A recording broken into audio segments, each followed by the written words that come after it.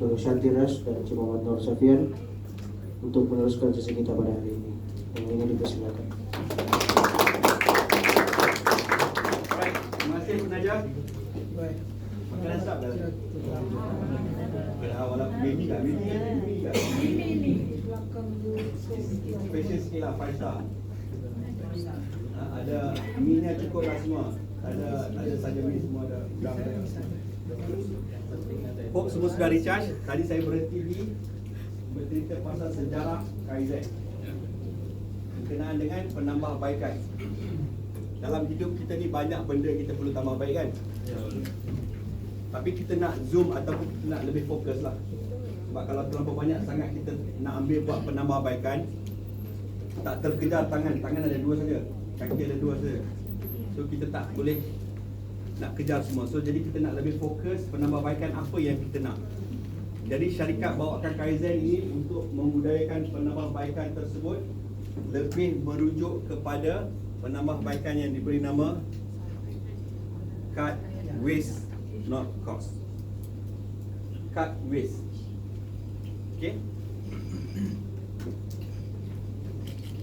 Dia merujuk kepada mengurangkan pembaziran. Tadi Dr. Irwin ada cakap, ada bercerita kita bukannya nak kurangkan kos. Sebab kalau kita kurangkan kos, Maggi yang kamu makan tadi hanya tinggal 2 urat saja dia makan. Tapi kita maintain benda tu tanpa mengurangkan kos. Tapi kita merujuk kepada penambahbaikan yang kita nak tengok adalah mengurangkan pembaziran. Banyakkah membazir tadi? Habiskah makanan semua? Habis. Bagus. Bagus.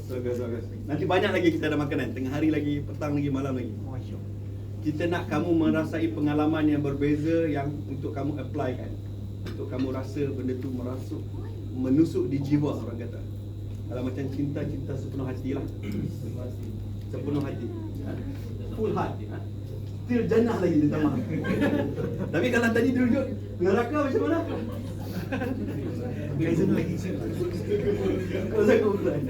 Okey. Kurangkan pembaziran. Pembaziran pun banyak juga perkara-perkara pembaziran yang kita cerita kat sini. Tapi kita tak nak peningkan kepada kamu semua. Pembaziran yang merujuk di sini adalah pembaziran yang bermaksud aktiviti-aktiviti yang tiada nilai tambah. Kamu orang yang dekat dengan aktiviti tersebut. Kamu orang yang dekat dengan proses tersebut. Kamu dekat dengan orang yang membuat kerja-kerja tersebut. Orang yang memetik buah, yang menyabit buah, orang yang memotong rumput, orang yang menabur baja, orang yang pergi ambil stok, pergi hantar stok, orang yang ambil minyak, orang yang repair mesin, orang yang membuat rekod. Kamu yang dekat dengan orang tersebut. Dalam aktiviti tersebut ada perkara yang menyebabkan berlaku pembaziran. Kamu nampakkah benda tu berlaku pembaziran? Ada setengah-setengah perkara. Itu sebab tadi Dr. Irwin bercerita, adakah kita bawa kamu ke sini adalah satu pembaziran? Ada tahu pelaburan kan? Pelaburan. Begitu juga dengan proses kerja kamu dan aktiviti kerja kamu. Ada benda yang kamu tengok, yang kamu kena nilaikan, kamu kenal pasti yang mana satu yang aktiviti yang tiada nilai tambah. Yang aktiviti yang tiada nilai tambah itulah yang kita rujukkan sebagai pembaziran. Aktiviti-aktiviti yang tiada nilai tambah ni, bila kita buat pun tak apa, tak buat pun tak apa, hasilnya yang untuk pelanggan tadi tu sama saja. Saya ulang Pembaziran merujuk kepada aktiviti-aktiviti yang tiada nilai tambah. Aktiviti-aktiviti yang tiada nilai tambah ini bermaksud kamu buat pun tak apa, tak buat pun tak apa, hasil untuk pelanggan tu tiada perubahan. Sama saja. Sebab kita kan nak bagi pada pelanggan kan. Minyak kita ni untuk pelanggan kan. Macam tadi Dr. Shanti cerita pasal wayang kan. Wayang tu untuk pelanggan, itu juga sawit kita ni untuk pelanggan. So kalau kita kurangkan ataupun kita buangkan aktiviti-aktiviti yang tiada nilai tambah, hasil buah itu ataupun hasil minyak tersebut masih kualiti yang sama, masih bagus, tiada beza berbanding dengan kamu buat aktiviti-aktiviti yang tadi tersebut. Di situ faham Itu pembaziran yang kita nak buangkan. Kita kita buangkan aktiviti-aktiviti yang tiada nilai tambah tersebut. Dari proses A to Z, bila kamu kenal pasti operasi sebab kamu orang dekat dengan proses tersebut, kamu tahu apa benda aktiviti-aktiviti yang sebenarnya tak perlu kamu buat sebenarnya. Tapi benda tu berlaku sebab daripada zaman dinosaur, proses tu sudah ada dan telah wujud dalam Sawit Kinabalu. Bila kita masuk, kita sambung saja tanpa buat penambahbaikan. Walaupun kamu tahu proses tu mungkin tak perlu sebenarnya, tapi sebab kita dibayar untuk buat, so kita buat saja. Tapi di sini kita bawakan budaya Kaizen ini supaya kamu nilaikan aktiviti-aktiviti tersebut. Kamu tengok aktiviti tersebut sama ada bernilai ataupun tiada nilai. Kalau tiada nilai, itulah yang kita buangkan pembaziran tersebut. Kenapa kita buangkan aktiviti tersebut? Ada nilai dia yang termasuk di situ. Pekerja yang terlibat, mesin yang terlibat, minyak, baja terlibat di situ. So kita boleh kurangkan aktiviti tersebut untuk lebih cakap. Jadi kan tujuan utama kita tadi apa? Operasi apa? Apa tujuan kita tadi? Operasi mantul. So bila kita buangkan aktiviti-aktiviti yang ternilai tersebut, jadi operasi kita lebih bantu. Kuranglah masalah kita. Bila kurang masalah, hidup kita lebih senang. Gaji yang kita dapat tu lebih bermanfaat. Sebab kita tak datang kerja untuk menyelesaikan masalah. Kita lebih banyak, lebih fokus untuk menyiapkan kerja tersebut daripada hanya untuk menyelesaikan masalah. Dapat cakap? Okay? Cut waste, not cost. Pembaziran yang kita rujuk dekat sini adalah aktiviti yang ternilai tambah. Tapi dalam kehidupan kamu banyak lagi pembaziran lah. Pembaziran masa, makanan. Apa lagi pembaziran? Dapat cakap? Aktiviti yang ternilai tambah. Boleh bayangkan sekarang ni kerja-kerja kamu. Kamu tengok apa yang kamu buat harian. Ada tak aktiviti-aktiviti yang tiada nilai tambah yang kamu buat? Yang kamu buat sebab orang dulu sudah buat.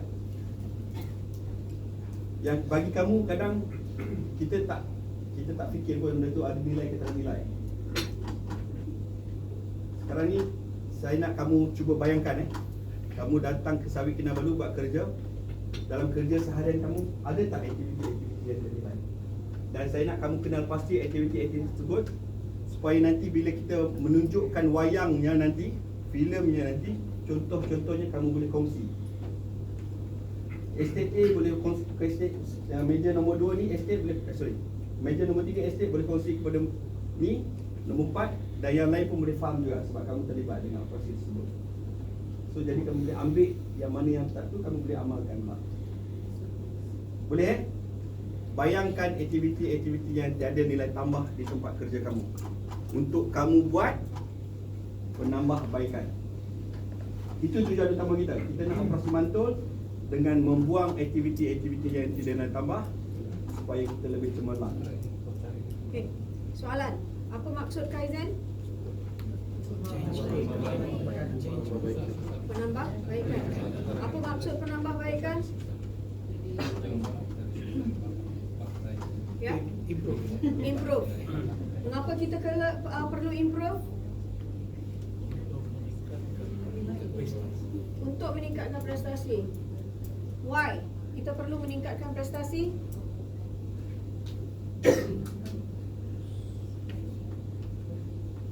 Cuba saya takut sebab bila kamu lontarkan, Mengapa? kamu lebih faham. Supaya berdaya saing. Supaya Berdaya saing. berdaya saing. Mengapa kita perlu berdaya saing? Untuk menjadi lebih baik. Mengapa menjadi lebih baik? Dapatkan hasil yang lumayan. Mengapa perlu hasil yang lumayan? Untuk hidup. Kenapa kena hidup? Kenapa kena makan? Ya? Untuk siapa? Untuk siapa? Masa depan. How? Untuk masa depan apa yang kita perlu buat? Ha? Tambah baik? Yalah, how? How? Paling cepat, how? Ha? Depan-depan mata kamu ada 2 slide. Kurangkan pembelajaran. Sekarang kesian tadi Encik Makno. Dah bla bla bla bla bla dah. Cerita yang sama je. Ya cerita kat sini tanya soalan. How? Cut waste not cost. Why cut waste not cost? Mengapa? Merugikan. Apa yang merugikan? Contoh, kalau kita buat kerja yang ada nilai tambah, kita macam buang begitu saja lah. Sedangkan kos itu boleh kita guna kepada penambahbaikan. Perlukah kita penambahbaikan? Masih Amu nggak? I suka Amu. Abdul Mulu. Abdul? Mulu. Belum, okey. Terlindung. Sorry. Terima kasih. Perlukah kita penambahbaikan? Belum. Paling senang sekali adalah untuk mencari waste. Ya. Ya.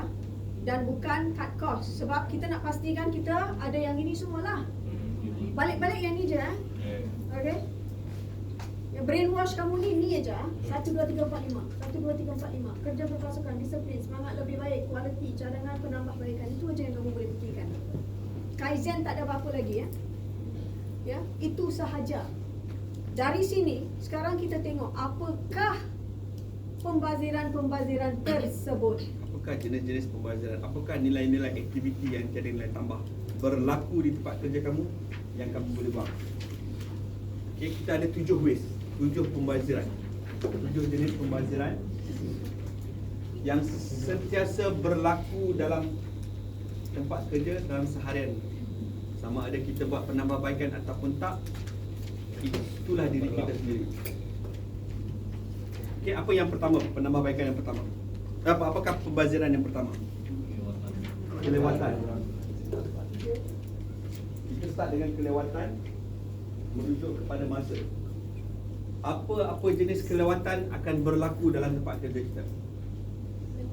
Kamu lambat datang kerja, lambat siapkan kerja, lambat siapkan report, lambat hantar buah ke mil, lambat tabur baja, lambat sabit rumput. Itu semua.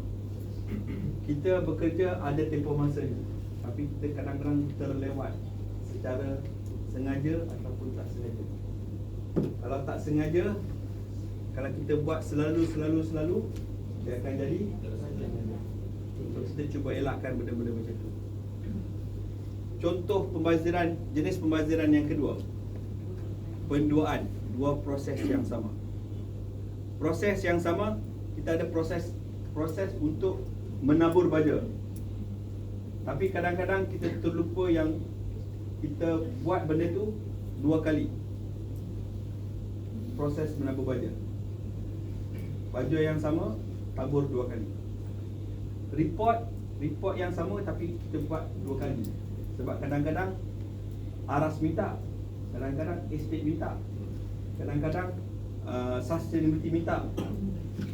Benda yang sama, cuma diolah mengikut berbeza sedikit template-nya.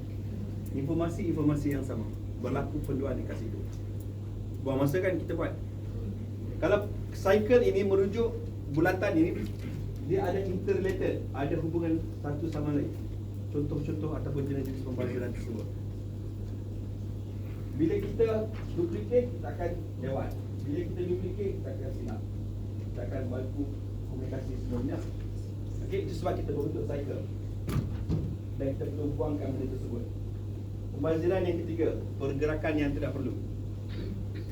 Bukan maksud pergerakan ini berkenaan lori saja. Pergerakan ini merujuk kepada mesin kita, merujuk kepada sistem kita, merujuk kepada proses kita, yang bila kita nilaikan balik, sebenarnya kita boleh buangkan proses tersebut. Sebab proses tu tak perlu pun. Proses tu tak menambah baik hasil untuk barang kita, minyak kita. Kamu yang melaksanakan proses tersebut, kamu boleh nilaikan. Tengok proses-proses tersebut, tengok pergerakan tersebut. Contoh, bila kamu susun kerja untuk menabur baja, estate kan besar kan? Jadi kamu kena susun pergerakan untuk menabur baja tu mengikut pergerakan yang sepatutnya lah. Janganlah hari ni kamu tabur di section A yang jauh dengan section B. Jadi dia akan berlaku pergerakan tidak perlu berulang dekat situ. Kamu akan buat macam mana untuk menjadi lebih baik lah. Okay? Pergerakan yang tidak perlu. Nanti kan kita tunjuk wayang untuk contoh-contohnya. Komunikasi tidak jelas. Begitu banyak berlaku komunikasi tidak jelas. Komunikasi ini merujuk kepada dua pihak, yang memberi komunikasi ataupun yang memberi mesej, ataupun yang memberi arahan, ataupun yang memberi tugas, dan orang yang menerima arahan ataupun orang yang menerima komunikasi tersebut. Okay. Kadang-kadang orang yang memberi arahan mengikut pemahamannya tersendiri. Baginya dia sudah faham sebab dia sudah tahu apa yang nak disampaikan. Tapi dia terlupa orang yang menerima mesej tersebut berbeza dengan dia, yang pemahamannya berbeza. Manusia kan berbeza kan? Cara pemikiran pun berbeza. Kita menggunakan term-term ataupun perkataan-perkataan yang orang yang menerima mesej itu tak faham, ataupun perkataan-perkataan yang meaningnya kurang jelas, perkataannya kurang jelas, menyebabkan orang yang menerima mesej tersebut salah faham. Komunikasi jelas. So apa yang perlu buat? Kita perlu ada satu two-way communication. Bertanya balik, hubung balik, confirm balik itu untuk menyelesaikan masalah tersebut. Inventory tidak tepat. Inventory of course baja yang paling besar lah. Diesel yang kedua yang paling besar. Yang ketiga yang kedua besar dalam sawit Kinabalu.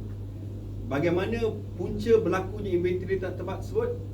Daripada proses kita buat booking, orang yang buat order, sehinggalah daripada proses sampai ke stock yard, dan daripada simpan dekat stok yard tu sebelum kita keluarkan kepada lori untuk bawa keluar, dan daripada lori bawa ke ladang ataupun ke mill, akan berlaku perkara-perkara, proses-proses yang menyebabkan inventory tidak tepat. Bagaimana kita nak mengelakkan inventory tidak tersebut? Itulah perlunya kita kenal pasti bahagian mana yang akan menyebabkan inventory tidak tepat. Siapa yang jaga inventory di sini? Siapa yang jaga inventory di sini? Adakah yang jaga inventory? Apa namanya? Oh, Jonita. Okey, terima kasih Jonita. Penting juga ni, sebab dia melibatkan semua. Kalau tiada baja, estate tak boleh tabur baja. Kalau tiada buah, mill tak boleh proses buah. Inventory bukan yang itu saja dah. Buah yang kita hasilkan juga, bitter product itu adalah sebagai inventory untuk mill. Minyak yang diproses CPO tu menjadi inventory kepada refinery. Refinery proses hantar kepada pelanggan dan juga diproses kepada minyak masak sayang tu pun akan menjadi inventory. Sayang tu pun akan jadi satu inventory juga sebelum sampai kepada pelanggan. Itu yang kita nak elakkan berlaku pembaziran kerana inventory tidak tepat. Okey? Kesilapan. Banyak berlaku kesilapan. Daripada segi kita update data, daripada segi cara kerja kita buat, dari segi cara kita proses kerja tersebut. Walaupun kadang-kadang kita ada sistem ni sebenarnya adalah, walaupun dikatakan memudahkan kerja kita, tapi kalau kita silap setup ataupun salah bentuk sistem ni akan menyusahkan kita juga. Sekarang ni kita ada SAP kan, tengah dilaksanakan kan, banyak masalah kan. Kalau kita tak betulkan SAP tersebut, sampai bila-bila kesilapan itu akan terus berlaku. Bila kita betulkan kesilapan itu sekarang, dia akan memudahkan kerja kami. Dan kalau bila kita buat satu penambahbaikan dalam sistem tersebut, kita seharusnya mengurangkan kerja kita. Kalau kita bawa masuk sistem tapi dia lebih menyebabkan kesilapan, lebih menyebabkan susah kita buat kerja, itu sistem yang tak bagus. Dan kita boleh elakkan benda tersebut dengan bantuan kamu semua memberi input kepada pelaksanaan. Elakkan kesilapan. Yang terakhirnya adalah kehilangan peluang. Kamu di sini ada peluang tak? Apa peluang kamu? Apa peluang kamu? Peluang dapat makan sedap-sedap, peluang dapat tidur, peluang dapat sampai sunset, peluang dapat bergembira bersama kawan, berjumpa, berkongsi pengalaman, berkongsi ilmu. Itu peluang yang ada. kamu juga berpeluang untuk menonjol peluang apa sorry? Cari jodoh. Oh, dia cari jodoh. Boleh buat matchmaking ni Nanti ada sesi pengenalan di atas lah nanti. Malu-malu sudah. Betul? Peluang secara itu cari jodoh. Tapi dari segi konteks ni peluang untuk menonjolkan diri lah. Menonjolkan diri. Sebab supaya nanti kan Siti tengok apa nama kawan sebelah ni?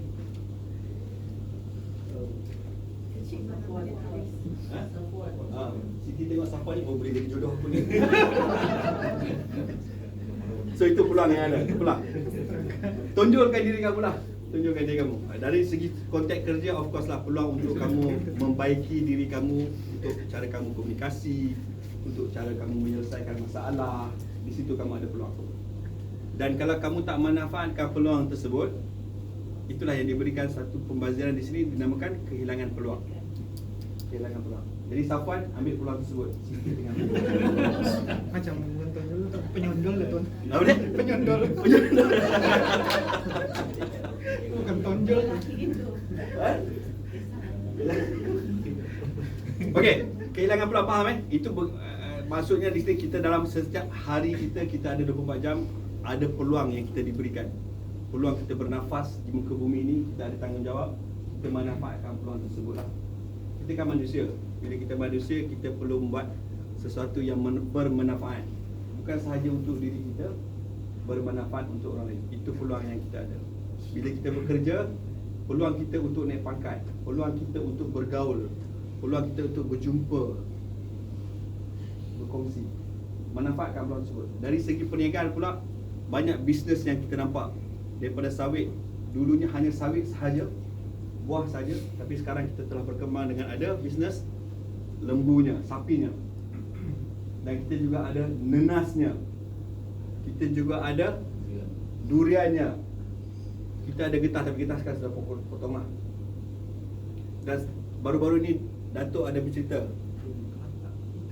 ikannya, kelapanya lagi, apa lagi, rumputnya lagi. Rumput napia tu kan kita jual. Ubi, pisang, kertas,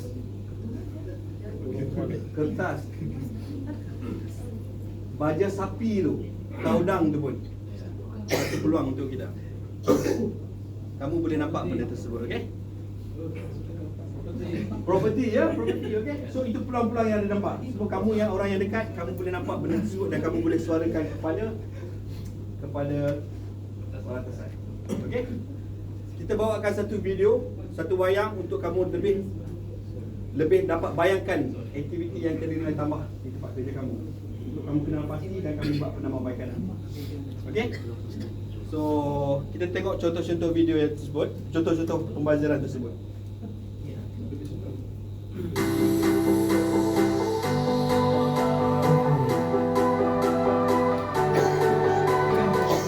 Lean Kaizen bermaksud penambahbaikan yang berterusan di mana ianya tertumpu pada pengurangan pembaziran yang melibatkan aktiviti sia-sia atau aktiviti yang tidak mempunyai nilai tambah.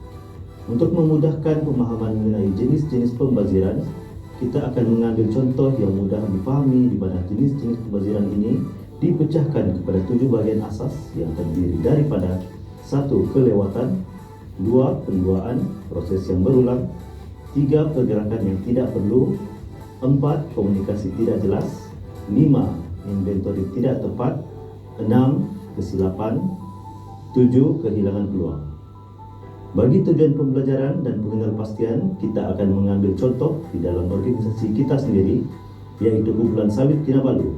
Harap maklum bahawa kandungan video ini tidak berkaitan kepada yang hidup atau yang mati.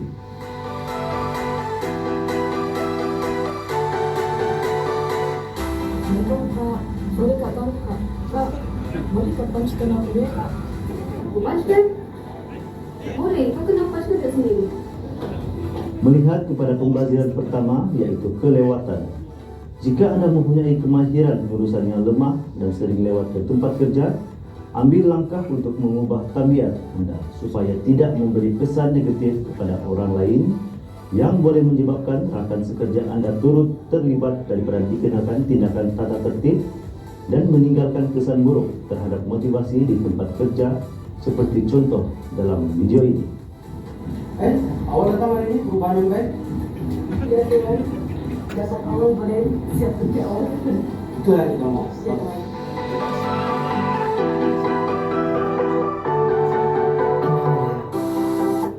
Okey, baik.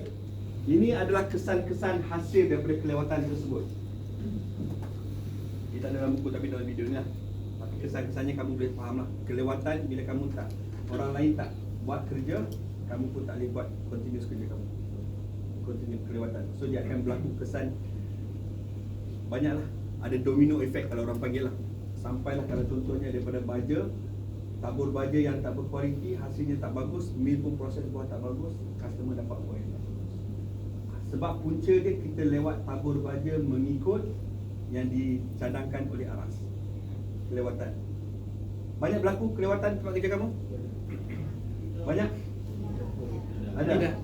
Ada berani kongsi tak? Macam ha? Kongsikan kelewatan yang berlaku secara benar, untuk bukan untuk mencari salah. Dalam video ni cakap tidak berujuk kepada sesiapa, tapi untuk lebih sekadar perkongsian supaya kita buat penambahbaikan. Boleh kongsikan satu contoh penambahbaikan berlaku, kelewatan berlaku di tempat kerja kamu? Kelewatan tempat kerja. Itu contoh ini. Selain daripada itu? Kelewatan menabur tanam kosong. Saat tanam kosong dia ada masa 15 hari. Okey, ada benar buatlah. Ada benar buat. Dia hilang dia punya apa namanya tu? Dia punya bahan-bahan organik dia ada tempoh masa 15 hari lepas dia kelewatan dia ditabur akan menyebabkan dia tidak kesan untuk dalam belajar. Okey. Okey, terima kasih. Saya tak nampak nama kamu. Terima kasih. Hamzah. Okey. Hamzah kongsi tanah sudah tanah kosong, tapi lewat untuk tabur baja untuk supaya tanah itu menjadi lebih bagus. So jadi lepas bila kita tanam buah pun buah tak bagus lah. So kelewatan. Jadi ada kesannya. Daripada buah sampailah ke mill, sampai ke minyak yang dihasilkan itu puncanya kelewatan. Okey? Faham kelewatan ni? Nampak kecil sebab kadang-kadang kita ambil indah tak indah. Bila kita faham, bila kita buat sesuatu yang lewat, dia akan melibatkan kesan-kesan orang lain dan kita nampak kesan yang besar. Supaya kita lebih bertanggungjawab. Okey?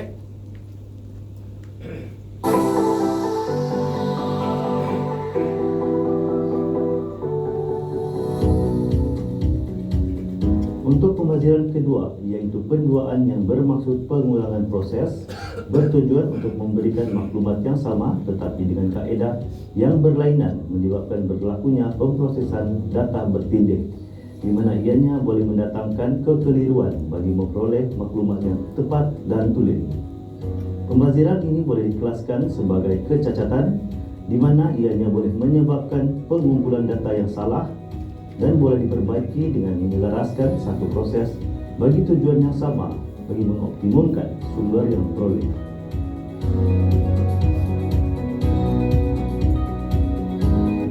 Alright. Penduaan. Proses yang sama berlaku untuk menghasilkan produk. Kesannya kita akan tambah kos kerana tak konsisten. Kita tak boleh innovate benda tu untuk pembaruan. Berlakukah proses sekarang ni yang masih berlaku di tempat kerja kamu, duplication ataupun penduaan, berlaku lagi kan? Masih ada lagi? Boleh kongsikan apa nama Dave? Biasanya maklumat lah, maklumat satu pihak minta ini, nanti pihak satu pun minta. Yang contoh kami Contoh tadi lah. lain daripada itu ada tak? Min, penduaan berlakukah? Kerja yang berulang. Kerja yang berulang. Contohnya? Contoh slide. Satu mesin kita buat tidak berkualiti dan kita buat balik lagi. Okey, mesin sebab mesin tu ada problem, tak berkualiti, hasilnya tak boleh, so kita buat balik. Ya. 2 kali. So kadang jangan salah faham macam masih Cik Roslan perkongsian dia berkata mesin tu ada problem. Tapi kita buat juga proses tersebut. Jadi hasilnya hasil yang kurang berkualiti. Bila hasil kurang kualiti, dia terpaksa proses balik untuk menjadikan hasil yang berkualiti. So puncanya kenapa? Kita kena pastilah puncanya kenapa. Macam contoh tadi kita tahu sudah mesin tak berkualiti. mesin tu ada problem, tapi kita pakai juga. So di situ. So jadi kamu orang yang mahir dengan aktiviti tersebut, kamu tahu boleh kenal pasti punca-punca tersebut, punca-punca pembaziran ini. Okey, dapat perdoaan ni. Ada juga kadang saya faham sebelum ni, grup-grup sebelum ni, kita sudah ada sistem, kita sudah update dalam sistem, tapi manual pun kena simpan juga. Masih ada lagi? Masih ada lagi kan? Okay, tak apa, nanti akan kongsikan masa-masa cadangan-cadangan nanti lah. Okey, macam mana kamu nak buat penambahbaikan? Bukan untuk sahaja untuk syarikat, untuk memudahkan kerja kamu. Saya difahamkan kalau bila tiba hujung bulan terutamanya lah, sampai sakit tangan mau tulis. Sakit tangan mau tulis sampai boleh apa, terkihil orang sini panggil apa? Uratnya seliu ke apa? So kita tak nak benda tu berlaku. Kita dah ada sistem untuk bantu kamu untuk memudahkan kerja closing. Zaman sekarang ni, syarikat yang setengah-setengah syarikat bila dia buat closing tu hanya dengan satu button saja, terus proses. Sudah tak ada dah tulis. Sampai saya dengar ada kadang, saya faham lah, ada setengah-setengah estate tu networknya jauh, dia ada masalah network. Tapi tak apa, kita dah tambah baik dengan fiber optik. Slowly kita buat penambahbaikan. EPMS? Sekarang EPMS dan SAP lah. EPMS ni masih ada dosis, kita masih buat pembaharuan, masih ambil masa sikit lah. So dia ambil masa lama sebenarnya untuk buat penukaran sistem ni. Tapi ini adalah satu titik permulaan untuk buat penambahbaikan seterusnya lah. Okay? Pendoaan. So kita pergi contoh pembaziran, jenis pembaziran yang ketiga pula.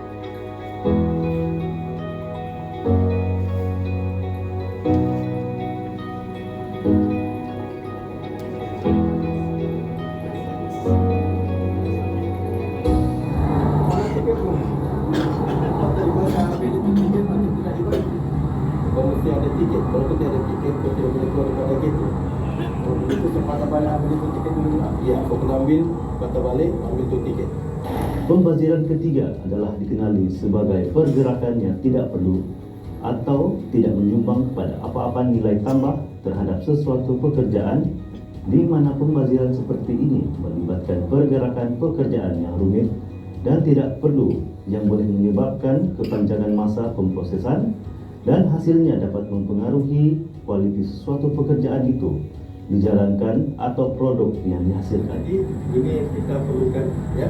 Pastikan sebelum kamu jalan ke sini, pastikan lengkap, ya. Jadi kamu tidak perlu lagi berulang-alik untuk mengambil. Okey, faham? Okey, terima kasih.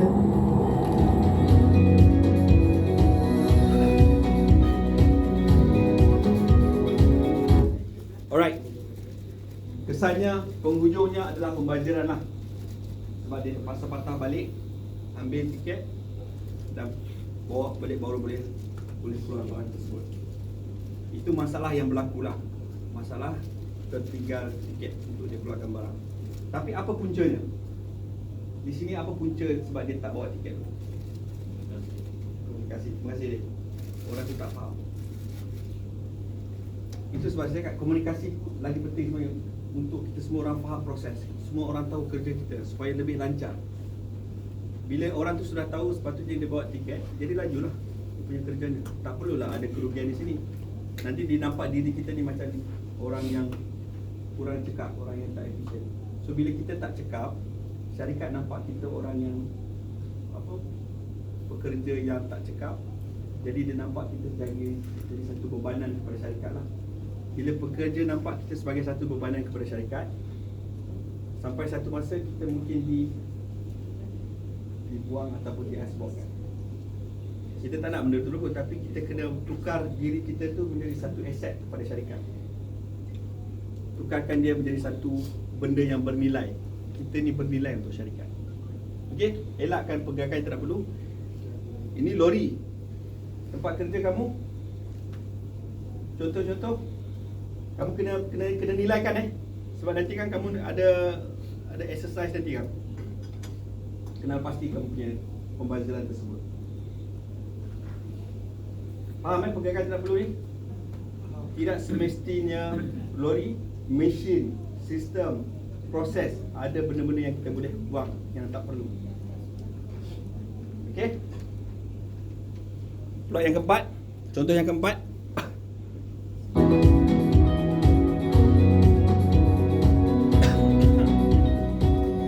Pembaziran seterusnya adalah komunikasi yang tidak jelas atau tidak berkesan yang merupakan satu punca yang boleh menyebabkan perselisihan paham di tempat kerja, menimbulkan permusuhan, kegelisahan, dan dendam dalam kalangan rakan sekerja. Komunikasi yang tidak jelas boleh menghantarkan keupayaan organisasi untuk mengoptimumkan produktiviti dan prestasinya yang selalunya melibatkan kos tambahan. Hari ini sudah datang, jadi salah sudah. Macam mana tu ya? Oh, ya kah? Salah. Sorry. Okey. Tak apalah. Next time saya kasih betul-betul lah. Sebagai contoh, dalam video ini, hasil daripada kurang penelitian atau penerimaan maklumat daripada satu pihak ke pihak penerima menyebabkan butiran yang disampaikan tidak jelas dan suatu operasi itu tidak dapat dilaksanakan dengan tepat, di mana ianya mengakibatkan kerugian dalam pembelian tiket penerbangan dan juga masa pengurus untuk menghadiri mesyuarat di luar.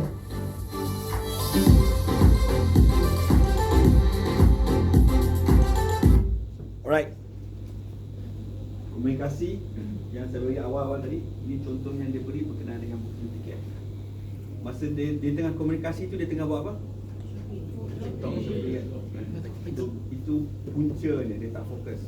Walaupun arahan mungkin jelas, email yang dia beri sudah bagi detail, tapi sebab dia tak fokus, puncanya berlaku kesilapan, silap tiket. Bila silap tiket, jadi berlakulah kelewatan-kelewatan yang lain. Itu sebab saya cakap jenis-jenis pembaziran ni dia related antara satu sama lain, berhubung kait antara satu sama lain. Dalam komunikasi melibatkan dua pihak, puncanya kenapa, itu yang kita kena tahu. Kenapa komunikasi tak jelas?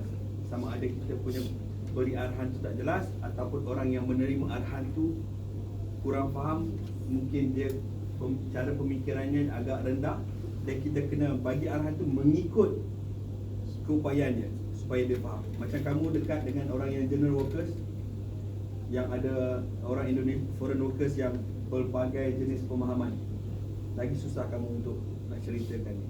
Mungkin satu tahap tu kamu terbanyak tunjukkan contoh pada dia untuk buat kerja tersebut supaya dia faham. Sebab kalau kita bercakap melalui lisan, mungkin bahasanya dia berbeza, sebab dia orang bukan orang sini kan, so berbeza. Jadi kamu kena sesuaikan mengikut keadaan tersebut supaya komunikasi yang dia beri itu lebih jelas. Kita nak dia buat kerja, dan kita nak dia buat kerja secara yang betul, secara yang faham. Jadi kita kena berilah komunikasi yang jelas supaya dia dapat membuatkan kerja itu kerja yang sebenarnya. Kalau tak buat kerja sebenar, jadi inilah kesannya, bazir masa, rugi, terpaksa buat balik. Tabur baja sepatutnya mungkin ada cara untuk tabur baja, tapi dia tak mengikut spesifikasi tabur baja. So baja yang ditabur tu tak serata ataupun tak seluruh kawasan. Itu akan kesan begitulah. Komunikasi tidak jelas. Namun begitu, ada juga punca komunikasi yang tidak jelas ini, dia melibatkan perhubungan. Contoh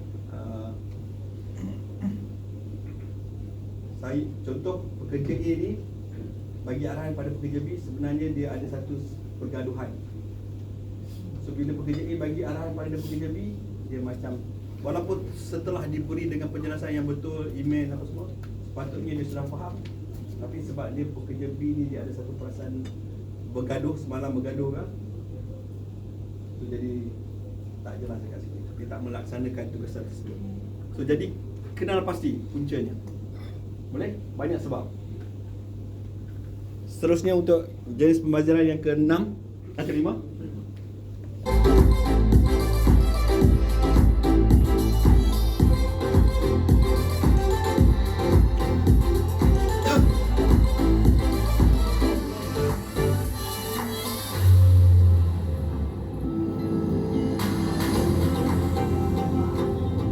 Nanti mau masuk lagi, tentang halang-halang tidak satu kali. Pembaziran kelima Inventory tidak tepat yang mana bermaksud sebagai ketidakselarasan antara kuantiti sebenar atau jenis inventory fisikal dengan apa yang sepatutnya direkodkan adalah tidak tepat. Memandangkan inventory lazim yang merupakan perbelanjaan syarikat yang paling besar, inventory yang tidak tepat boleh membebankan syarikat dengan sejumlah besar masa dan wang yang memberi kesan negatif pada keuntungan dan syarikat tersebut. Kira pagi dan petang, pagi berapa, petang berapa. Sebab kalau ada audit kita akan kena query. Faham? Kan? Ya, petang. Jadi berapa kira pagi kita? Pagi tadi tu 250 beg, petang tadi pun 250 beg, so totalnya hari 500 beg. Dan apabila sebuah organisasi itu tidak dapat memenuhi peraturan ini, maka organisasi tersebut akan dikenakan penalti yang melibatkan kos, masa, dan kewangan.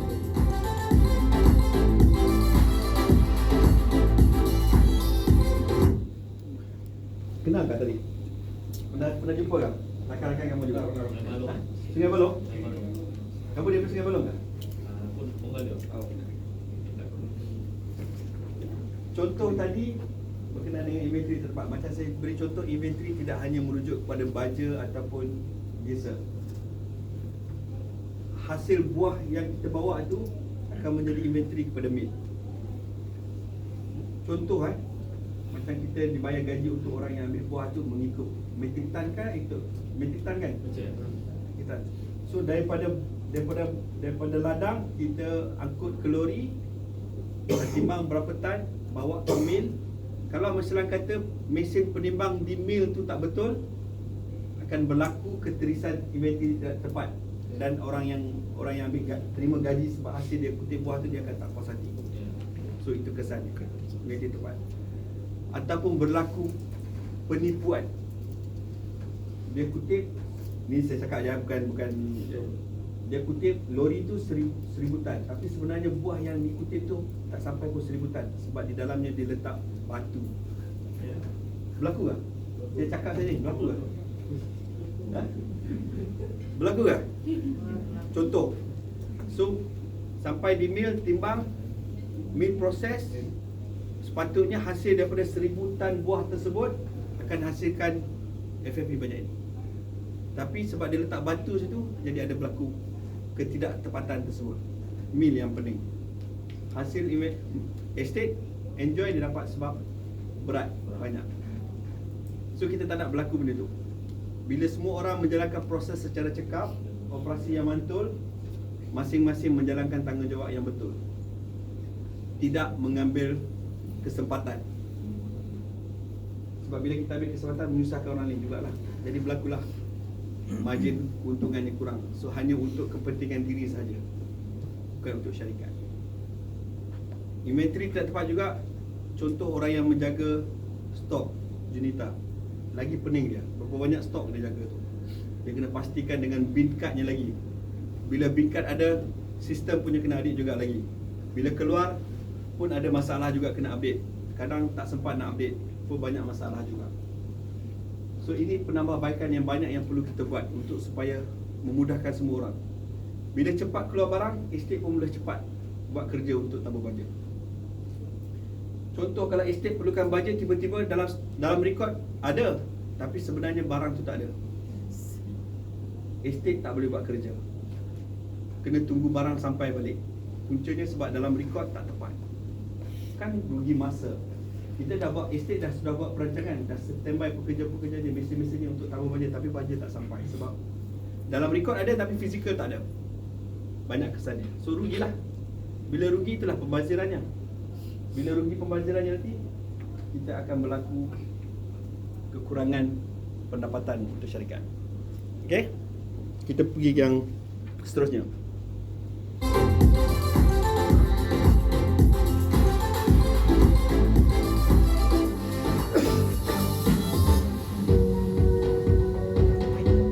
Pembaziran ke-6 seterusnya iaitu kesilapan, di mana kesilapan ini merangkumi pelbagai aspek, yang mana antaranya adalah kesilapan dalam tindakan yang dibuat, pengiraan terdapat, atau pertimbangan yang disebabkan oleh keupayaan pemikiran yang lemah, kecuaian, kurang pengetahuan dan sebagainya.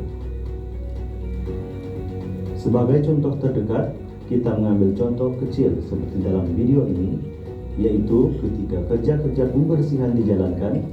Apabila penjaga kebersihan membuat kerja sambil lewa tanpa mengambil kira etika kerja seperti mengeringkan lantai basah atau menggunakan sabun berlebihan, menyebabkan lantai licin dan menyebabkan kemalangan di tempat kerja, yang mana akibat daripada kejadian ini mampu menyebabkan seseorang individu dimasukkan ke hospital dan tidak dapat meneruskan pekerjaan.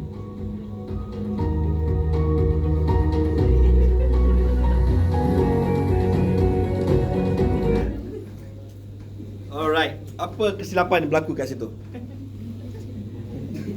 Semangat tu. Sudah nampak pelakunya kan?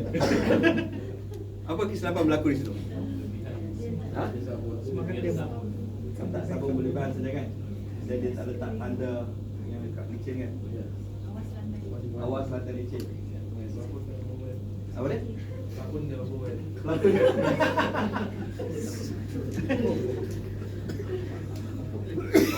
So punca dia pelakon overweight lah. Okey, itu lebih mendalam. Betul-betul. Jatuh. Itu nasib baik yang jatuhnya bapa mengandung. Kalau yang jatuh tu ibu mengandung, apa kesannya pula? Kalau yang jatuh bapa mengandung, mungkin dia kecederaan, luka, patah sedikit, MC, jadi kerja kurang dapat buat, tak dapat buat kerja. Kalau yang jatuhnya ibu mengandung, Delivery awal. apa dia? Delivery awal, keguguran, kematian. Bila berlaku kematian, apa? Kes kemalangan. So dia akan melibatkan lagi apa pihak? Kita ada RSPO, MSPO, dan akan berlaku kesannya di situ. Ditarik balik, habis kita. Niaga pun tak boleh. Selain daripada itu juga, bapa kepada anak yang suami kepada emosi tertekan, dia boleh saman. So bila saman, syarikat nama syarikat buruk. Orang pandang sawit punca masalah gitu. So, banyak kesannya. Punca dia sebab itu je. Sabun terlebih ataupun overweight tadi. So lepas ni semua kena turunkan sikit lah. Tidak jadi masalah. Okey, kurangkan. Kesan kecil, punca kecil, tapi banyak dia punya sampai ni. Kadang kita tak pandang benda tu sebab kita terbiasa. Sama juga macam kita berada di kawasan estate ataupun di kawasan kompleks quarters. Kita nampak paku. Ataupun skru sebab dia banyak mesin apa semua kan. Kita tak kutip skru ataupun mesin tu. Apa berlaku? Ha? Tayar akan bocor. So operasi tak dapat berjalan. Lori tak dapat kutip buah. Padang tak dapat pergi ke ladang untuk ambil buah. So banyak kesalahan. Jadi bila berlaku situ, buah tak dapat kutip, hasilnya kurang. Puncanya sebab nampak paku, kita nampak paku tapi kita tak kutip. Kalau kita kutip paku tersebut, dia adalah berlaku benda-benda itu. Hasilnya kecil saja. Itu contoh yang lain lah. Okay? Nampak kesilapan itu, kesilapan pasal inilah. Dalam segi kerja kamu, data kamu, cara kerja kamu pun terdedah kepada kesilapan. Dan kita kena elakkan kesilapan tersebut. Sebab bila kita buat kesilapan, dia akan ada kesan-kesannya. Kalau data contoh, data kepada aras silap, bagi baja yang silap, pun banyak kesan-kesannya juga. Okay? So conclusion di sini, ada kesan domino effect daripada semua. Okay? Kesilapan. Contoh jenis yang ketujuh, yang ketujuh.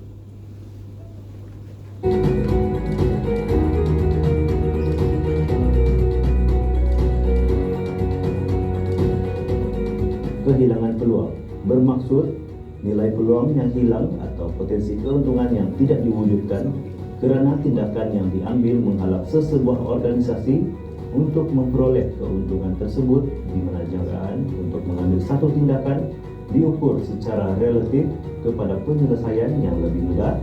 Dalam erti kata lain, tidak mempunyai inisiatif pembaharuan yang lebih berkesan. Sebagai contoh, Kumpulan Sawit Kinabalu dan anak syarikatnya yaitu Sawit Kinabalu Farm Products di Jalan Berhad telah lama berkecimpung dalam penternakan lembu dan pada masa ini masih meluaskan perniagaannya kepada penjualan daging halal, di mana penjualan daging ini yang dahulunya tidak mempunyai proses penjualan serta pemasaran yang komprehensif dan hanya dijual kepada kaki tangan Kumpulan Sawit Kinabalu sendiri. Dengan hasil daripada inisiatif pembaharuan dan selari dengan strategi pemasaran yang ada pada masa kini, Sawit Kinabalu Farm Product SKFP telah mula menaik taraf strategi penjualan daging halal. Antaranya adalah dengan memperoleh pensijilan halal, di mana hasil daging daripada SKFP ini dapat dikomersialkan dan dipasarkan secara menyeluruh dengan berbagai cara penjualan yang mana antaranya adalah dengan membuka outlet atau kedai bagi penjualan daging segar dan produk hiliran daging lain-lain, serta penggunaan chiller truck ataupun dikenali sebagai truk sejuk beku untuk tujuan penghantaran dan penjualan segera di lokasi tertentu.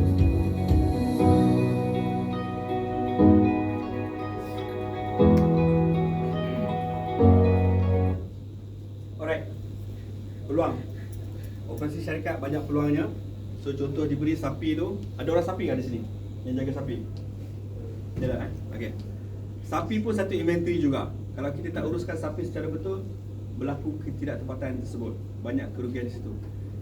Dan sapi juga memberi kita banyak peluang. Daripada hasil, walaupun kita tak kutip bajanya, dia punya najisnya, tapi najis itu akan menjadi baja kepada pokok-pokok tersebut. Yang contoh ini dulunya kita hanya sapi, daging sapi ni staff sahaja yang dapat makan rasa. Kita belum dapat pasarkan keluar. Walaupun untuk staff itu pun hanya di tempat tertentu, diletak di HQ sahaja. Di ladang tak dapat merasa daging sapi Sawit Kinabalu. Sekarang di tempat di Tawau sudah ada Beef Mart, di Putatan pun sudah ada. Kalau dulu kita nak beli pun kena keluar dia sendiri. Sawit bagi voucher baru untuk kita beli, untuk kita rasa. So kamu berpeluang. Dan dikembangkan juga dengan mewujudkan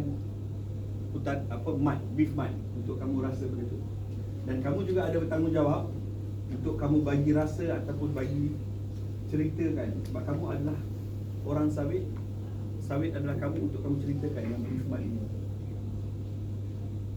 Saya faham ada yang cakap beef ni agak mahal, tapi hasil daging yang dikeluarkan oleh Sawit Kinabalu ni adalah yang kualiti yang bagus, premium yang bagus.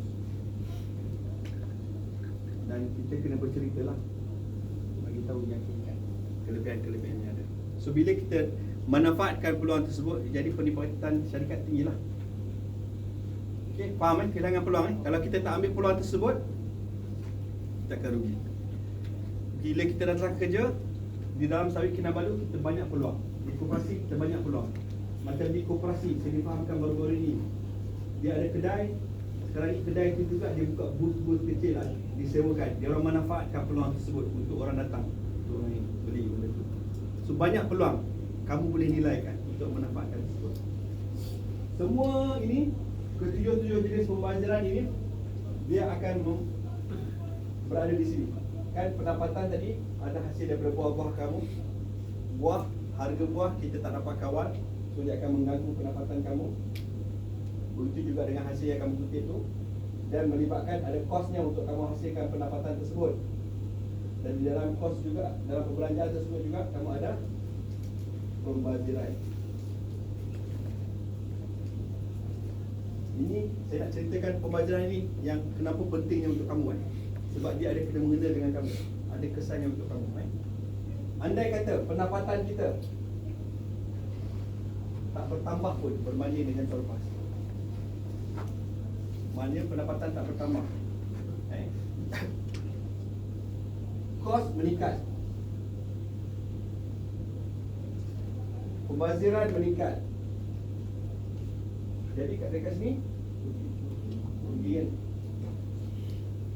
Bila rugi, dulu kamu dapat berapa bulan? Sorry korsi 8 bulan, 6 bulan. Increment berapa? 7%. Sebelum tu ada pelarasan 20%. Kalau seterusnya setiap tahun kita rugi, bolehkah bagi begini lagi? Ya kan? Rugi kan? So bila kamu tak dapat macam ni, kamu akan ada satu perasaan tak seronok, kecewa. Bila kecewa, jadi produktiviti kamu akan kurang. Itu sebab Kaizen kita tengok di sini, supaya bila kita dapat kurangkan pembaziran, walaupun kos meningkat, pendapatan sama, tapi kita dapat meningkatkan keuntungan. Supaya kamu dapatlah enjoy ni 8 bulan ni atau 6 bulan ni atau ini. Ini hanya hasil daripada mengurangkan pembaziran. Tuk-tuk rezeki kita, pendapatan naik, kita dapat kurangkan kos, kita dapat kurangkan pembaziran. Jadi di sini kita dapat apa? Beribu-ribu untung. Banyak untungnya. So kalau dulu dapat 8 bulan, kamu mungkin boleh berapa banyak? 12. Mungkin 2 tahun juga. Itu kesannya. Kadang kita tak nampak sebab kita hanya pandang gaji kita sebulan. Tapi kalau kita pandang kesan secara seluruh ni, kesan kepada kamu. Dan Sawit Kinabalu juga ada tanggungjawab sebagai syarikat kerajaan negeri. Dia bertanggungjawab untuk memberi dividen. Dividen itu sebenarnya untuk apa? Untuk kerajaan bagi balik kepada rakyat Sabah. Dan rakyat Sabah siapa? Anak cucu kita. Itu kesannya. Bila kita kurangkan pembaziran tersebut, hasilnya balik kepada Sabah. Boleh? Okay? Ada sedikit mesej daripada Datuk daripada video ini, dan kamu boleh ambil take note lah apa pesanan dia, untuk kamu faham dan kamu menghayati betapa Kaizen ini penting untuk diri kamu. Okey.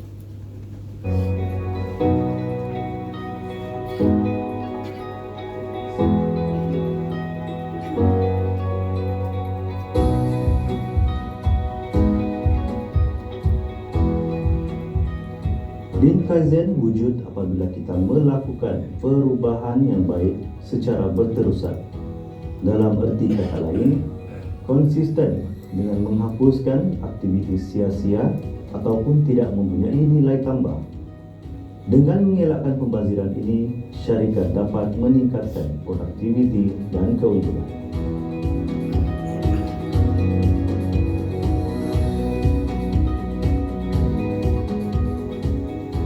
Apa yang penting adalah konsep ini harus dikongsikan dan dilaksanakan apabila kamu kembali ke unit operasi nanti. Bagi memastikan inisiatif ini dapat dilaksanakan sepenuhnya di Sawit Kinabalu, saya telah bersetuju untuk mengadakan program yang sama untuk kaki tangan bukan eksekutif yang akan melibatkan lebih kurang 700 orang. Saya dipahamkan kita akan mengadakan 18 sesi pada tahun ini yang dijangka akan selesai sepenuhnya pada bulan Julai tahun ini. Untuk kita terus maju ke hadapan dan membawa kejayaan demi kejayaan, kita harus berpegang kepada sesuatu. Ya, saya katakan beberapa kali bahawa kita harus mendendangkan satu lagu, satu irama daripada MD sendiri sehingga kepada pegawai eksekutif dan juga pegawai-pegawai bukan eksekutif, seramai lebih kurang 1.000 orang. Ya, apabila kita sudah menjiwai konsep Kaizen, ya, dalam peringkat pertama yaitu Lean Kaizen, maka saya yakin dan percaya bahawa setiap di antara individu, setiap di antara staf-staf di Sawit Kinabalu ini boleh membawa secara berkumpulan kepada suatu kemajuan kepada satu target yang lebih baik di masa hadapan. Sawit Kinabalu sudah berkecimpung dalam industri perladangan kelapa sawit, pemrosesan kelapa sawit dan sebagainya selama 25 tahun. Tetapi kita hanya berada di tahap itu. Dengan harga komoditi yang tidak begitu menentu. Tahun lalu kita merekodkan harga CPO yang tertinggi. Dan pada tahun ini sudah menghampiri cost production. Apa maknanya kepada kita? Artinya, apabila cost production menghampiri harga CPO, maknanya keuntungan kita akan berkurangan. Sesuailah dengan konsep yang kita bawa ini, yang kita akan lakukan sebagai satu kumpulan dengan kata-kata yang sama. Saya yakin kita boleh sama-sama membawa sawit Kinabalu ini merempuhi cabaran. Although we have been in operation, our cost has been going up. We only complain of cost going up. But any efforts that we can do to mitigate this cost. One is to increase productivity. The other one is try, to cut waste. We are not cutting costs. We are cutting waste. And I'm sure it can be done. You know how much we spend? How much we invest on you? 3-4 million. But the saving, the waste that you can save, I think 10 times. Easily 30-40 million. That's only 1 year. Whatever that you have already, whatever skill that you have, it can be continue. Continue every year to save some cost.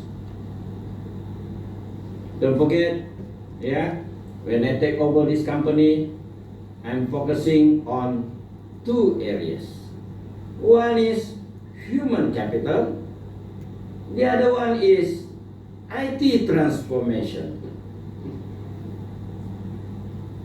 These two cannot go it alone. It has to go together. So it's going to be a very busy year since last year and continue to this year. But so far last year, I think we all survived with all the challenges. And I'm sure this year we get it done. Our IT transformation, we get it done. And continuously improve upskilling or reskilling of our people. More important, we sing the same song with the same words inside. Satu lagu, satu irama. I hope, even though the program in KK is only 1 day, but I think it's going to be very, very meaningful. Although I have a lot of work to do, but for me, you are more important. My people is more important, and for me, I'm doing the right investment on you. And I'm sure, with your help, and your support in getting this done, in 1 or 2 years, I'm sure, we're going to be proud of Sawit Kinabalu. We're going to be proud of our great team, and of course, we'll be proud of contributing to this success. With that, thank you very much. Thank you for all the consultants, for their unending support, and of course, you as the participant, and myself, I'm happy. I'm happy to see that we want to do better for Sawit Kinabalu. With that, thank you.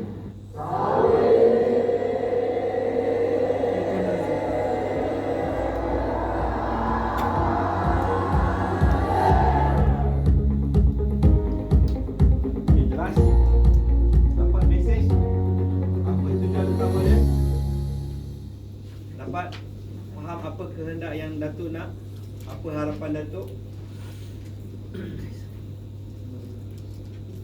Sudah masuk dalam jiwa kamu? Sudah masuk dalam pemikiran kamu? Banyak pesanan harapan yang dia nak daripada kita mengamalkan Kaizen tersebut dengan mengurangkan jenis-jenis pembaziran supaya untuk syarikat dan juga untuk kamu. Ini kita tahu, kita beritahu jenis-jenis pembaziran. Tapi macam mana kita nak kenal pembaziran tersebut? Ada kaedahnya. Ada kaedahnya. Ini saya kongsikan pembaziran, jenis-jenis pembaziran supaya kamu kenal pasti inilah pembaziran. Macam mana kita nak kenal pasti pembaziran tersebut? Macam mana kita nak tahu inilah pembaziran, inilah pembaziran, inilah aktiviti-aktiviti yang tiada nilai tambah. Okey? Itu sebab kita punya title kita Lean Kaizen. Kaizen bermaksud penambahbaikan dengan mengurangkan pembaziran ini. Kita masukkan elemen Lean. Lean adalah satu konsep pengurusan Lean. Ni konsep Jepun juga. Dia ada cara untuk kita kenal pasti pembaziran tersebut. Dia ada 3 M. Mudah yang pertama, murah yang kedua, muri yang ketiga. Mudah, waste, pembaziran. Apa itu pembaziran? Saya dah terangkan itu aktiviti yang tiada nilai tambah yang mengakibatkan pembaziran dan sia-sia. Bila pembaziran adalah elemen-elemen RM yang nilainya. Kita dah beri detail contoh jenis-jenis pembaziran. Okey, itu untuk mudah pembaziran. Kita ada lagi 2, iaitu murah dan muri kan. Murah tu apa? Ketidakseimbangan. Yang ke muri bebanan kan. Okey, ketidakseimbangan, tidak sekata, tidak teratur dan overburden, membebankan. Di luar keupayaan, keterlaluan, mustahil atau tidak munasabah.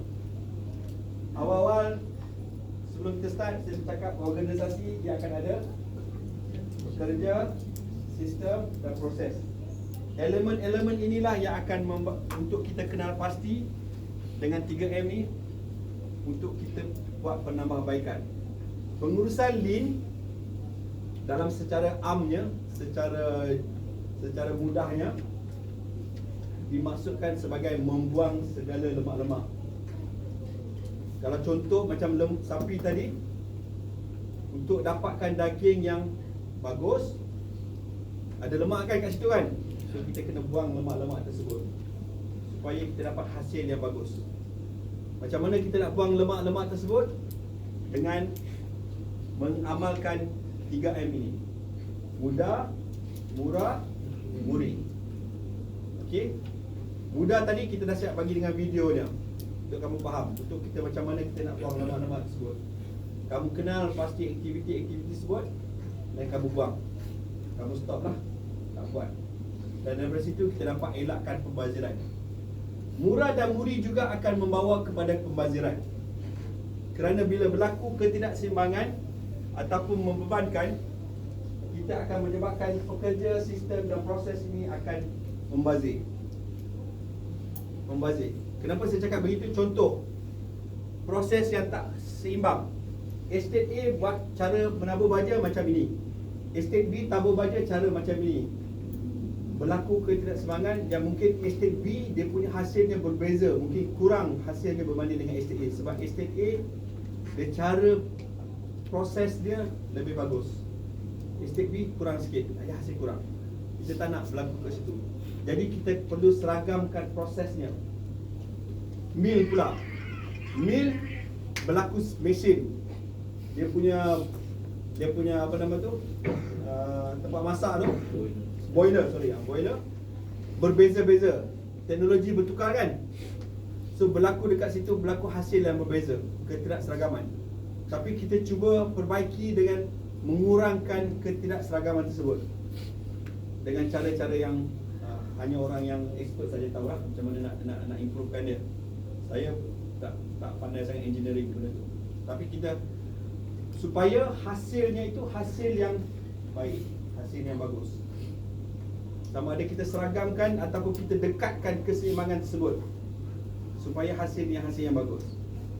Kalau pula mesin yang membebankan, kita tekan mesin tersebut supaya dia punya beban, dia punya prosesnya 24 jam.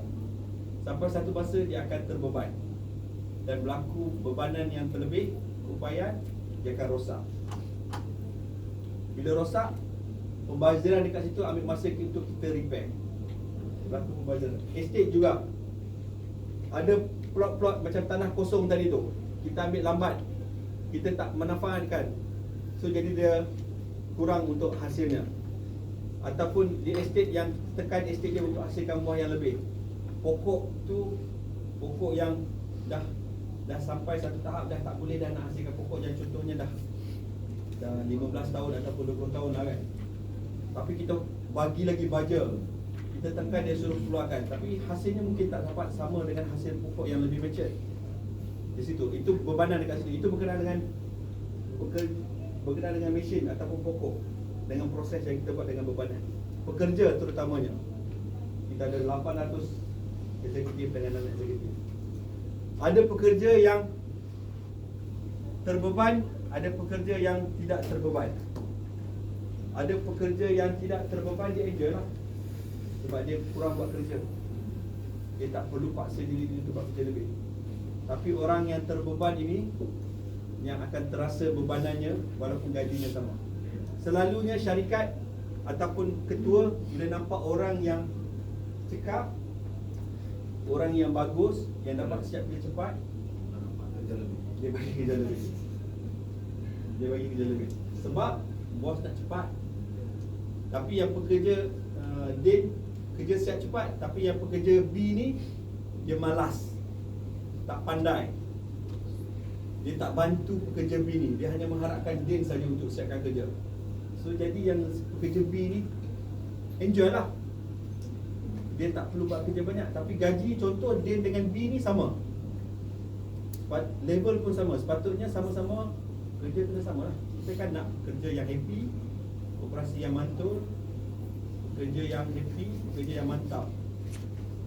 Kita kan nak bekerja secara berpasukan kan.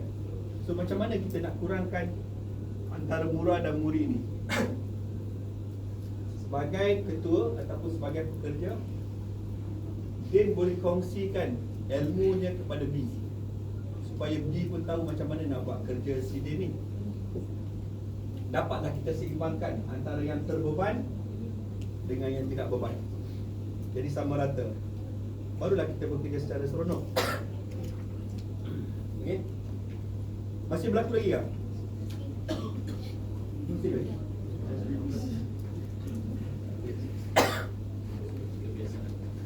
Kebiasaan.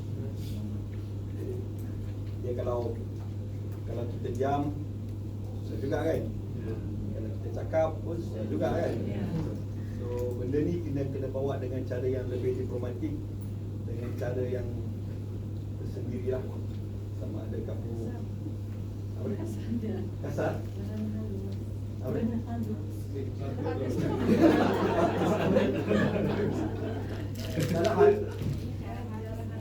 Secara halu secara halu apa? Hantar ngomong.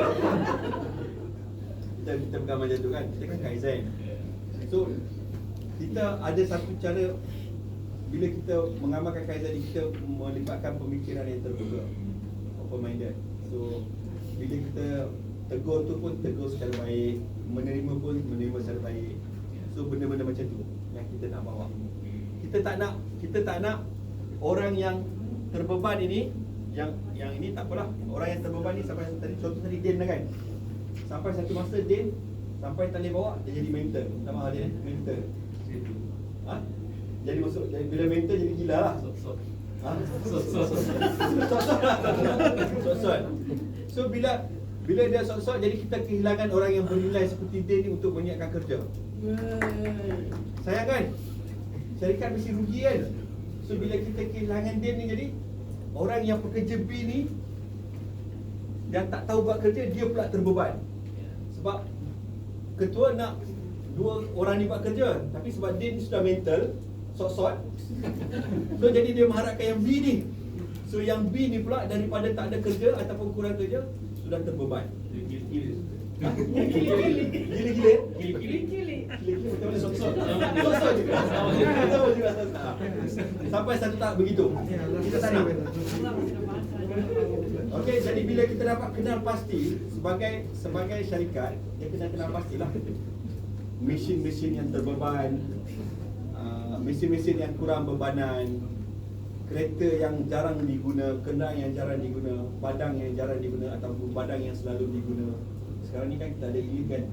Saya ingat bila ada elite, yang badang yang lama tu mungkin kurang pakai lah. Tapi kalau kita ada satu cara kerja yang bagus, budaya kerja yang baik, kita balancekan benda tu supaya manfaatkan semua. Sama ada yang badang yang elite, yang elektrik ataupun listrik, kita manfaatkan juga. Kita kan lebih terus.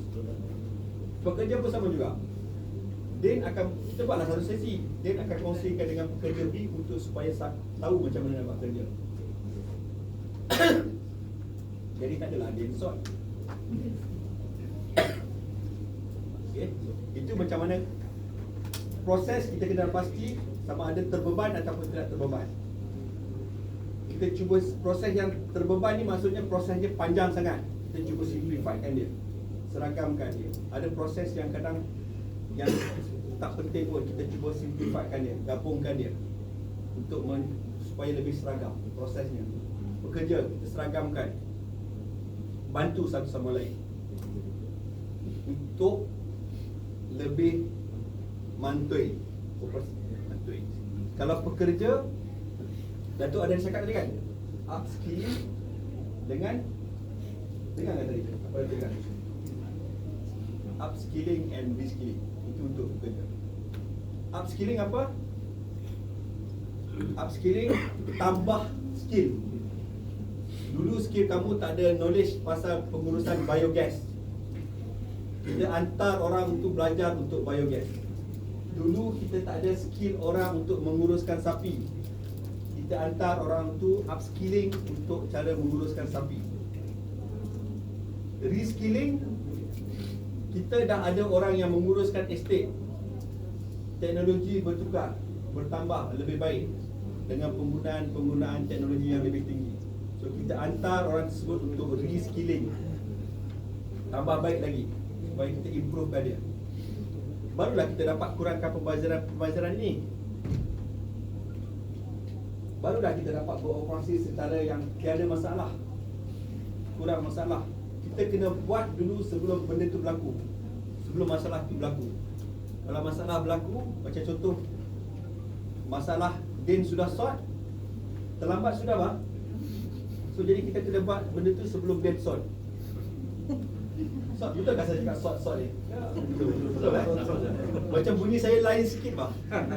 Macam tak kena macam Sabah ni. So tapi itu berkenaan dengan pekerja. Sama juga dengan mesin. Jangan hanya fokus pada mesin yang canggih sahaja. Kita kena improvekan juga. Mesin yang tu jangan. Banyak yang kita bila kita dapat yang baru, habis madu sepah dibuang. Dapat mesin yang baru, kita lupa mesin yang lama. Dan saya difahamkan ada di setengah-setengah tempat, contohlah quarters, kita dah dapat rumah baru, rumah lama tu terabai, bocor, benda-benda macam tu. Jadi kita kena seragamkan supaya kita manfaatkan apa yang ada. Okey, itu pengurusan lin faham Pengurusan lin membuangkan secara membuang lemak-lemak untuk bagi sama rata dengan antara ketiga-tiga ini, mudah, murah dan murih. Pengurusan lin untuk apa? Untuk macam mana kita kenal pasti pembaziran tersebut. Sama ada pembaziran tersebut mudah ataupun pembaziran tersebut murah ataupun pembaziran tersebut murih. Daripada segi pekerjanya, sistem dan proses-prosesnya, kita kena kenal pasti. Kamu orang yang dekat dengan aktiviti, orang yang buat kerja, kamu boleh tahu. No, I don't say that. Okay. Orang atasan dia agak jauh sikit, dia tak nampak prosesnya. Dia nampak mungkin di atas jadi kurang sikit. Bila kamu nak bercerita, kamu kena bagi dia faham lebih. Okey? Urusan lin dapat tahu? Sudah ada? Datanglah soalan-soalanku. Okey. Apakah maksud pengurusan LIM? Dia merangkungi apa? Merangkungi apa? Mudah, murah, muri. Apakah kebaikan untuk mengetahui mudah, murah, muri ni? Mengenal pasti pembaziran. Mengapa patut kita mengenal pasti pembaziran ni? Kurangkan ya betul. Kurangkan pembaziran lagi. Tambah keuntungan. Lagi Meningkatkan produktiviti kita. untuk meningkatkan produktiviti. Mengapa produktiviti ni penting? Meningkatkan keuntungan. Mengapakah kita patut tingkatkan keuntungan? Supaya banyak bonus. Supaya dapat banyak bonus. Mengapa kita perlu banyak bonus? Supaya selesai hutang. Supaya kamu dapat selesai hutang. Sekiranya kamu dapat membuat penambahbaikan, dah dapat keuntungan waste, tapi tidak dapat bonus, macam mana? Murung. Ha? Adakah betul? Adakah patut sawit memberikan wang tersebut kepada anda sahaja, ataupun bolehkah kita simpan duit tu pada masa waktu yang diperlukan? Mana satu? Dua-dua pun boleh. Dua-dua pun boleh ya. Actually ya. Kalau tidak bagi, tidak kerjalah kamu. Mogok. Marah terus. Ha? Apa dia? Mengapa perlu bagi? Penting. Mengapa perlu bagi? Jadi maksudnya kamu buat kerja ni, kalau tidak dibagi, tidak dibuat lah ya. Kerja juga. Penghargaan. Mengapa sawit perlu beri penghargaan pada kamu? Pokoknya kerja happy. Itulah saya kata maksudnya kalau kamu tak dapat, kamu tidak buat ya. Kerja juga. Kerja juga. Sekarang pada masa waktu ni sawit tidak hargai kamu kah? Dihargai. Kalau enggak kamu akan ada sini.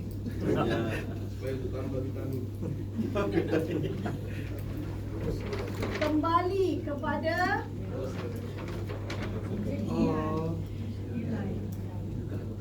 apa niat kamu? Target. Apa niat kamu?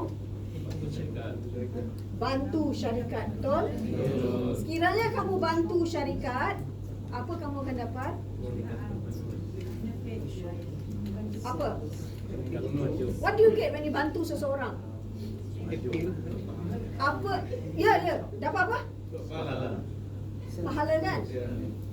Kalau kamu mau pahala, adakah patut kamu meminta kembali kalau saya dapat simpan duit waste tu, patutkah sawit bagi balik kepada anda? Kalau tak bagi balik, tak bagi balik lah. Betul tak? Tapi kepuasan yang kamu dapat, ada kepuasan tak? Ada kan? Pagi tadi barulah kita letak niat. Sekejap saja saya keluar sebentar bilik sebelah. Niat dia pun sudah lari ke mana. Tadi saya tulis 2 tahun bonus. Dia punya mindset dia dah tukar. Itulah dia. Betul tak? Itu sekiranya kalau bapa mau bagi, betul. Kalau bapa kata kita simpanlah pada masa suatu hari kalau hujan lebat, ribut taufan, masa waktu tu saya nak bagi, saya boleh bagi, betul? Waktu sekarang kalau saya tak bagi tak apalah. Janji kita ada supaya kamu dapat meningkatkan, supaya dapat perbaiki untuk menjadi mana boleh lupa ni semua weh. Manusia ni kan kadang bila dia buat satu kebaikan, dia mengharapkan balasan kan. So kita ubah niat kita, jangan mengharapkan balasan. kita buat saja penambahbaikan tersebut untuk seseorang, balasan tu akan datang pun tak apa, tak kisah. Tapi tujuan utama niat kita ni, kita nak kaizenkan kamu semua. Kita nak ubah kamu lebih baik, supaya kamu akan menjadi orang yang lebih bernilai dalam syarikat, bernilai untuk keluarga dan bernilai untuk masyarakat. Faham? Yang 2 tahun tu, amin. Betul tak? Amin. Kalau dapat tu memanglah bonus kan. Betul tak? Tapi jangan harapkan. Faham? Bila kamu harapkan, niat sudah tukar, betul tak? Ya, lepas tu dia kecewa bah. Ya. Bila kecewa dia jadi sok-sok nanti. Kalau jadi sosok, jadi apa tidak? Jadi Jangan seven. apa-apa, ya. Tadi apa kili-kili apa? Kili-kili macam mana ya? Saya tak tahu. Kili-kili. Sama juga. Kili-kili. Okey. Dia kurang sikit kan daripada sok-sok? Ya. Tinggi itu sosok. Oh, tinggi sok-sok. Okey, ingat sajalah ni ya. 5 patah perkataan. Kai, Zen. Ya. Bila kamu dah ada penambahbaikan, kamu mesti buat apa? Mesti buat apa? Tengokkan proses untuk lead, betul? Antara mudah, murah ataupun murih. Dalam mudah ada apa? 7 jenis pembaziran. Adakah ini dia pembaziran saya yang saya perlu perbaiki? Betul? Mudah, apa dia? Dah kan? Murah, untuk kita nak pantau kan, nak tengok kalau pekerjaan kamu tu ada keseimbangan ke tidak. Betul? Murih, supaya dia tidak overburdenkan kamu. Kalau tiga-tiga ni memang sudah balance, Kaizen jadi tak? Memang jadi. Betul? Sekarang pun kita nak pastikan kamu balance untuk waktu tengah hari. Perut tu saya sudah kedengaran krek krok ya kan, dekat jauh-jauh dekat meja 2 sudah dengar sudah ya. Okay, kita akan sebelum saya tunjukkan kembali kepada pihak penganjur, ini saya nak bagi tahu sawit satu keluarga kan, satu sawit, satu lagu, satu irama, betul? Betul. Alright, di sini semua memang daripada sawit. Lagi sekali saya tanya, ya ke? Ya. Ya kan? Ya. Kamu tuan rumah kan? Betul. Kami tuan rumah ke? Ya. No, just joking. Nah ya, correct. Kami tuan rumah ke? Ya. Kita sudah berfikiran yang kita ni juga tuan rumah. Betul? Betul. Kalau tuan rumah, masa waktu kita pergi makan, apa patut kita buat? Makan semeja, betul?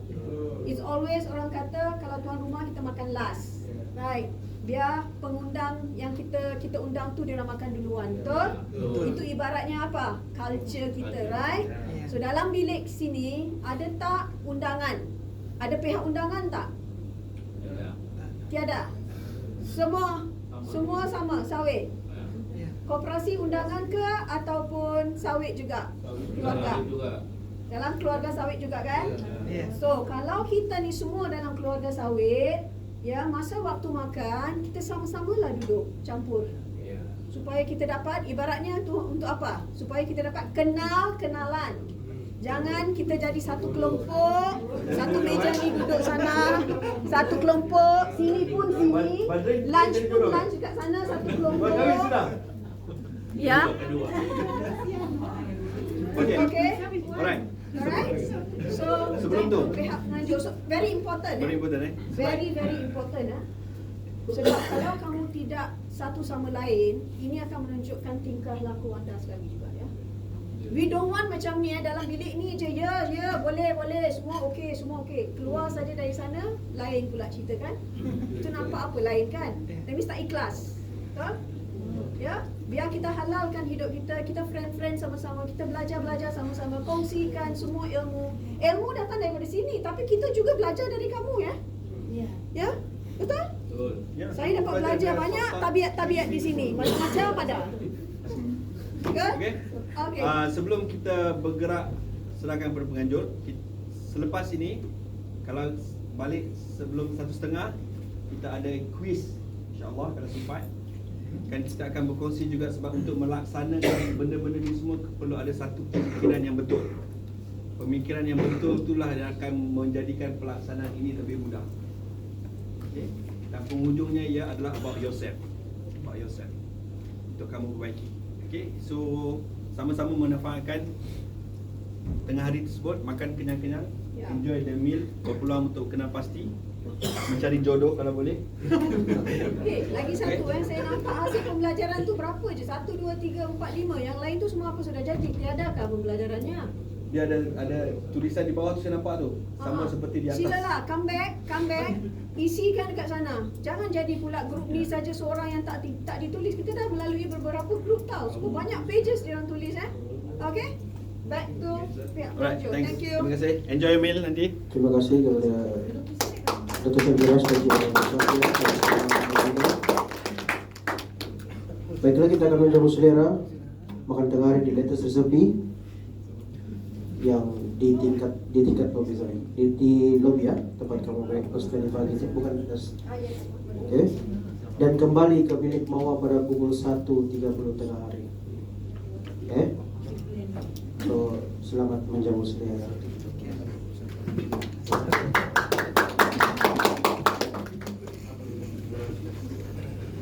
NOT yang kamu bagi tadi sudah siap, jadi boleh ambil.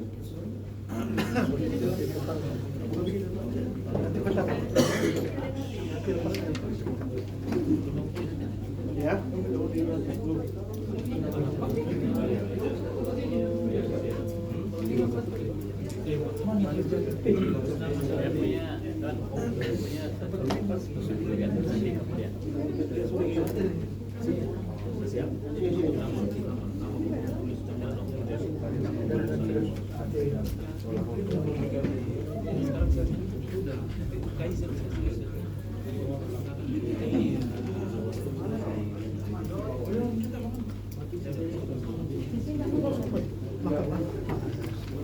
Sudah terus makan.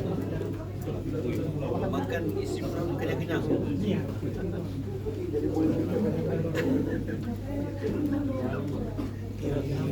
Enjoy the meal.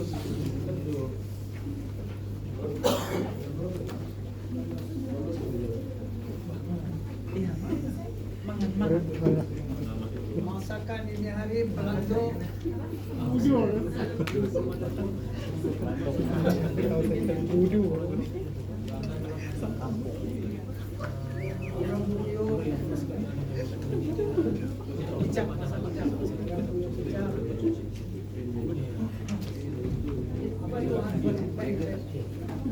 kelawar masalah.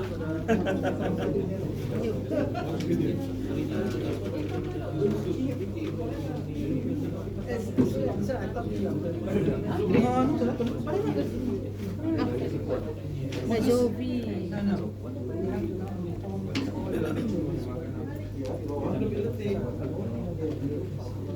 Oh ini yang